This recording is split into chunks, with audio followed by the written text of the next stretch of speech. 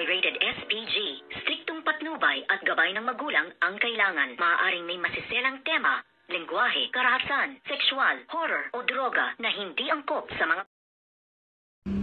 Good evening mga kachikas and welcome sa aking munting channel. Nakalaya na nga ng tuluyan ito ngang si Ikit at hindi nga nagtagumpay ang magtihang bruha at sakto nga na paglabas nito ngang si Ikit ng Hall of Justice ay nandoon nga ang magtihang bruha at dito nga ay ipinahiya at ipinamukha nga nitong si Ikit sa magtiya na hindi nga siya ang tunay na kriminal at sinabi nga niya dito na pagala-gala nga daw ang tunay na kriminal at dito nga ay itinuro ni Ikit ang magtiyahin at ngayon ay pinagpiestahan nga sila ng social media at dito naman ay takot na takot nga at hiyang-hiya ang bruhang si Angela at ang kanyang tiyahing si Soraya sa ginawa nga nitong si Ikit. Ito pa lang ay simula at patikim pa lamang ni Ikit sa kanila at sinabi nga niya na mag-practice na sila na magsuot ng kulay orange nga ng damit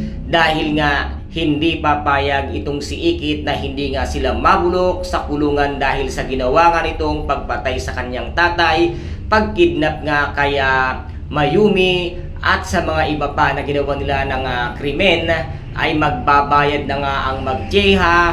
At dito nga ay hindi rin papayag itong si Mayumi na hindi nga makulong ang magtiyahin dahil mismong si Mayumi ang siyang gagalaw, katulong nga itong si Ikit para nga matapos ang kasamaan na magtiyahin. At dito naman ay mag-iisip na naman ng kung anong masamang balak nga magtiyahin para kay Ikit. At dito nga ay nasabi nito ngang si Soraya na hindi raw siya papayag na magtagumpay si Ikit at muli niya nga itong tatapusin ang kanyang buhay. Magtagumpay kaya ang bruhang si Soraya sa ikalawang pagkakataon natapusin niya ang buhay nito ngang si Ikit. Kaya guys, napakarami po natin yung mga dapat abangan sa mga susunod na episode dito nga sa Binibining Marikit. Kung nagustuhan po ninyo ang aking videos for today, paki-subscribe na lamang po ng aking channel, paki-like and share para maging update kayo sa lahat ng gagawin kong videos. Maraming salamat po. Ingat, God bless and